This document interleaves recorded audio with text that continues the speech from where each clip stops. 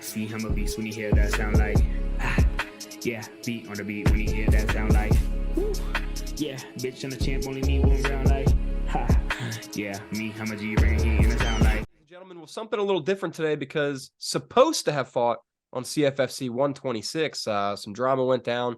The fight was canceled last minute, but we'll get into all that. But Tariq Ismail, welcome to the show. How you doing, man? I'm doing all right, man. Thanks for having me, Jake. Of course. And I mean, there's a lot of people who want to hear from you. I'm sure there's a lot of people who want to hear from Vilson, but this is your interview, man. You were supposed to get that title shot, and it was kind of taken away from you the day before the fight. So let me just ask you, what's your side of the story? First off, ain't nobody want to hear anything from that clown. So let's get that out the way. But no, the situation is out there. It's already been, covered. He missed weight by 9 pounds. And, he didn't accept the rehydration clause that we put in place for him. And that's it. He's a little bitch. And the reality is, if he wants this fight, we're totally down to have this fight. So we can do it again. The main thing is he's got to choose a weight class. If he's going to do bantamweight, he has to prove that he can actually make bantamweight, because I'm not in the business of wasting my time. You know what I mean? I'm interested in getting this career going. So my suggestion is we both fight on the same card. I fight for the title because he doesn't deserve to fight for the title. He's missed weight twice in a row and he's already been stripped. It's a vacant title. I fight for the title against whoever the show would like to put in front of me. I really don't care. I'm already willing to sign. And we do it December 15th in New Jersey, in his hometown, and he can be the co-main event. He can fight somebody in the bantamweight division. And if he wins, let's do the fight for the title, because I'm pretty sure I'll have that title around my waist come December 15th. And I know that obviously this is a fight you still want. Have you talked to Rob or Arias or anyone? Are they starting to make any moves for December 15th? I'm sure my manager from KO Reps, Oren, is talking to them. I mean, I really don't get involved in the management side and booking fights. And when they give me an options, it goes through my coach, Coach Faraz Zahabi. They approve the fight. And then I just fly out and beat the shit out of this kid. So for me, it's pretty simple. I'm in line for the title fight. I made weight. I showed up. I was professional. It's only right that I get the next title shot. And this little kid needs to make weight. So he needs to decide if he's going to make weight or not. But here's what I'm suggesting. Whether he decides bantamweight or featherweight, I'm still down to fight him. We can fight in any weight class he wants, whether it's a catch weight, featherweight, bantamweight. But when I signed with CFFC, my first fight on my contract was to be a title fight. That's the only reason I signed with CFFC. So if they want to have me on their show, they need to honor it by giving me an opponent that can actually make weight. Doesn't matter who, put the person in front of me and let me get my title. Sure, man. I mean, I don't blame you at all for wanting that. I mean, I feel for you after that, man. 9 pounds is that's a lot of weight right there. And let me just ask you. I know you guys met up in the hallway or backstage somewhere. That clip's on social media. What did you guys kind of say to each other? What can you share with me? Oh, I told him that he was unprofessional for what he did. And, he said some things on social media after I posted about him, saying that he's unprofessional and he's a clown. And, he said he was going to slap me or, educate me on some mannerisms when he sees me. And so I saw him and I walked straight to him and I asked him, I go to him, what's good? You've been talking shit online. What's good right now? And he said the same shit. He said, "What's good? What's good?" And I said, "Listen, man, you know, you're unprofessional. You're a clown for doing what you did. You need to apologize online, not go out and write this whole paragraph about, confusing people that he made weight earlier and the show offered him to rehydrate with IV bags. Listen, buddy, you 9 pounds over. Okay. An IV bag is like 2, 3 pounds at most. Okay. So don't come to me here and telling me that you had to hydrate 9 pounds. What the hell were you doing? Having a feast? You know, if you really need to hydrate, go have a couple pounds of water, you know, eat some bread. You're not going to gain more than 3, 4, 5 pounds at most. Okay. And another thing, you know, when I saw him, he was just I don't even remember what he was saying. It was so hard to understand him. I'm really not sure where this guy gets his English from, you know, or if he actually lives in the States. You know, he just sounded so dumb to me. So I really couldn't understand him. But by the end of it, when he saw that the cops were in between us, that's when he started like raising his finger and saying, you know, all kinds of macho shit. But when it was just me and him and his little, you know, posse over there, ain't nobody said shit. He was in front of me. He didn't do shit. He didn't say shit. And that's really the type of person that he is. He's a clown and he's a little bitch. And I'm more than happy to give him a lesson in the cage. Doesn't matter what weight class. Let's just get it on. But he needs to, if he wants to fight for the bantamweight title, he needs to make weight. So that's all. I mean, I think Cage Fury would be doing itself a disservice not to make this fight. This is some real beef, and I mean, beef sells for the tickets. So I hope we can get this all figured out soon and get what you deserve, so to speak, which is that fight. And did Cage Fury have any sort of reaction? Did they like, I don't know what you can say, but did they compensate you at all? Like, how did they feel about all this? Yeah, I mean, you know, Cage Fury is a great promotion, very professional. You know, I wish they would have handled it, you know, a little bit more transparent to the fans, at least that, you know, made an announcement. He didn't make weight and clarify the whole back and forth over social media, what he's saying and what we're saying. But listen, at the end of the day, that's their guy they're trying to promote to get him to the next level. So I understand they don't want to ruin his reputation. But what I will do is I'll put him out of a retirement. Simple, simple. You 8-3, brother. You 8-3.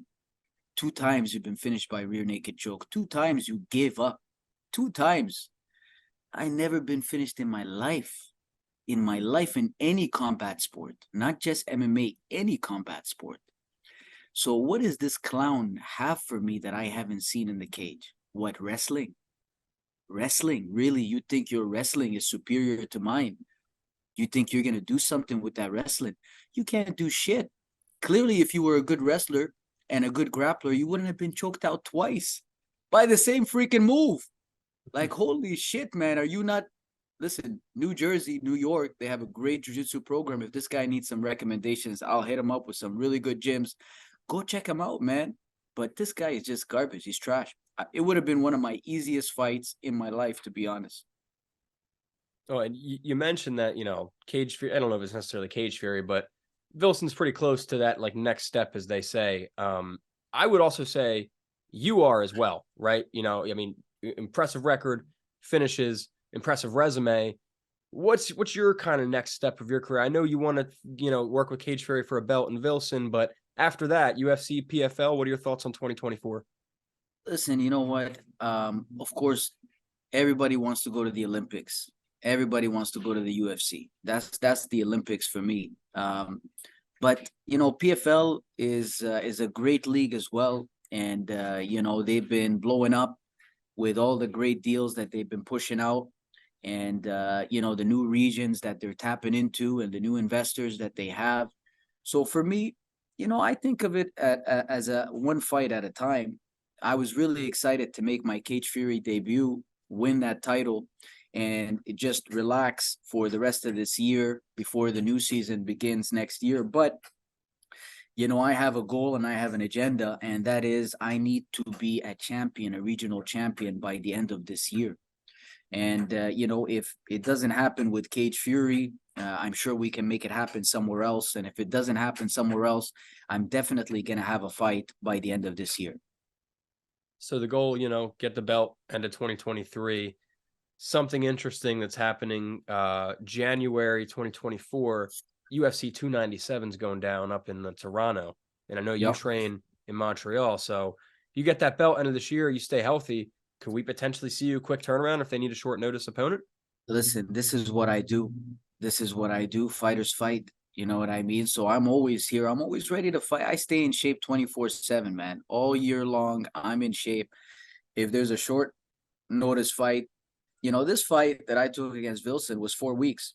Yeah. 4 weeks notice. You know, it really wasn't short. It wasn't long. It's kind of like right there in the middle.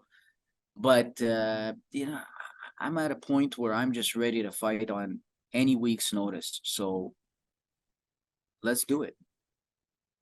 And, you know, dude, like, again, man, just sorry that this fight didn't happen for you. It was one that I was very much looking forward to, and I think a lot of fans are, and I'm hoping we can get it, like I said before, figured out for you. But aside from Vilson, just because I'm curious, are there any other names in either regional MMA or, I don't know, UFC, PFL, anywhere that you would like to fight either soon or someday? I don't really care, to be honest. You know, the fights that I will get right now are going to be fights where, you know, either it's a regional champion that they're going to put me up against, or it's going to be someone that's recently signed to the UFC or was on Dana White Contender Series. Sure. They're all the same level. Any person that's on, you know, if you're a regional champion or you're someone that just got picked up by the UFC, you guys are pretty much the same. So, you know, I'm not going to be calling out somebody in the top 15 in the UFC when I'm not even in it, but I feel that I can go up against anybody. So for me, I have a good team, Tristar Gym here in Montreal, the headquarters under Coach Faraz Zahabi. I got an incredible teammates, a group of teammates that push me every day. And so for me, it's just about, you know, finding an opponent. That's all that it is. So if Cage Fury wants to put whoever they want to put in front of me, I'm not picky. I'm not picky. Let's just make sure that he makes weight and the commission approves it so we can have the title fight. Fair enough. I don't blame you for wanting that, man. And as you mentioned, training at TriStar, one of the best gyms there is, Zahabi. What was their reaction to all this drama? I don't know if did Zahabi come down with you? Like, who was there? What was the story there? Yeah, you know, I'm very grateful to have Coach Firas in my corner. You know, he made time, of course, for me this camp. Trained me for this camp and then flew over the day of the weigh-ins to corner me next day for the fight. And you know, while he was in the airport in transit, he was getting, you know, the news that this guy missed weight by X amount of pounds. So, you know, he was frustrated because he knows, you know, the unlucky fortune that some of these fighters in my gym have had with countless amounts of cancellations, countless amounts of, you know, opponents faking injuries last minute, just like, you know, Pussy Vilson, you know, decided to come overweight by 9 pounds. Listen, I'll tell you something. How do you miss by 9 pounds and you over there, you know, talking to reporters, articles being written on you, you missed weight last fight by 1 pound, and you're talking about how you're going to come 135. He said he was going to come at 135 pounds, even though this fight was at 136. They gave his bitch ass a pound extra, even though it's a title fight. You never see a title fight with a pound extra, but they gave him a pound extra on the contract because they knew that his bitch ass, when he hits the sauna, he's going to tap out. Just like he tap out when he get rear naked choked all the fucking time. So he comes over 9 pounds. The only reason a person comes over 9 pounds overweight is because he's scared and he doesn't want to pull out with just an excuse saying, oh, I'm injured or whatever, because he's going to look like a little bitch. So what does he do? He tries to get the advantage on his court by missing weight by 9 pounds, knowing I will still accept the fight. And what is he going to do? Throw me 20% of his shitty ass little purse. You know what I mean? Like, what's 20% of his money when he knows he's going to have a 10-pound advantage in that cage? Sure. That's why I know he's a little bitch, because only little bitches pull moves like that. You know, you're so cold, the Cage Fury bantamweight champion. You're 11 fights into your professional career. You should be seasoned at making weight. You have the wrestling background, right? Wrestlers are known to cut enormous amounts of weight. What's your excuse? When I asked him what's his excuse, he was sniffing his nose like a little bitch, trying to prove to me that he had a cold. It's like, I don't give a shit if you had a cold. You want me to give you the list of all the injuries I had moving in before this fight? You want me to give you all the excuses that I could make? Buddy, listen, everybody's fighting a tough life. Everybody, okay? But don't come over here acting like you're going to be fighting me for a title and then you chicken out last minute. And have the audacity to upload shit on Instagram saying that you're going to smack me and you're going to do all this shit. You can't do shit. And I came to your hometown, bro. I came to your country, okay? You'll never have the balls to fucking cross that border and come over here to Montreal. You'll never get that balls, okay? So what I recommend is very simple. The show put me up against whoever the hell they want to put. For all I care, they can put me up against his cousin. I don't care. But somebody that can make weight. And I want him on the same show because I want to see his ass again. I want to see his ass in the change room, and I want to tell him again, hey, what you going to do? I hope you win your next fight. I hope you win your next fight and make weight. Just make weight. Listen, how about this? Don't even fight, okay? How about you just show me a test run of you making 135?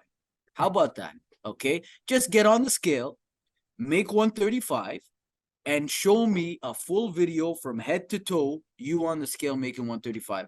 I promise you I'll fight you the next fight. Just make 135 on scale. That's all. But if you want to wait till the next fight, you fight one more time and I fight one more time, I don't give a shit. I don't give a shit. But all I know is I'm fighting next for that title. And if it's not, you're going to see me headline another big regional show before the end of this year. Awesome, man. And Tariq, I just wanted to give you the opportunity to, get your story out. I'm glad we had the chance to talk. So again, thank you for coming on. But before I get you out of here, I give everyone the opportunity. So I'll give you the opportunity as well. Anything you'd like to say to all the fans of people tuning into this interview? If so, take it away. The mic is yours.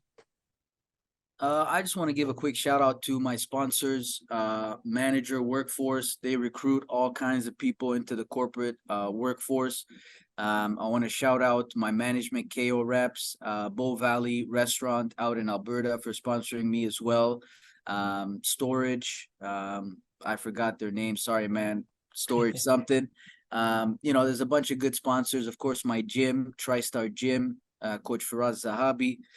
And, to all the fans, I'm really sorry you didn't get a chance to see me perform. I was, on fire training camp. I'll be doing all kinds of spinning back shit, slapping people left and right, picking money out their pocket at the same time. You know what I mean? Like, you got Robin Hood in the house here. So I tell you, man, listen, you're going to see me in the next regional show headline and something. But if you want to follow my career, you can check me out at Desert Storm. It's not dessert for all the ladies. I know you like dessert and shit like that, but it's not with 2 S's. It's just with 1 S, man. Desert Storm. All right? Jake, thank you so much for this interview, man. I appreciate it. And I hope to see you in person one time so we can do this shit, Dude, as soon as this interview wraps, I'm texting Arias saying, get Tariq to New Jersey. I want him there, and I will meet you and buy you a beer. And I'll link all your social media stuff below, too, so people can follow you. I appreciate it, buddy. I appreciate it. We'll talk again for sure, all right? Yes, sir. Ladies and gentlemen, Desert Storm, Tariq Ismail. Thank you, brother. Peace out.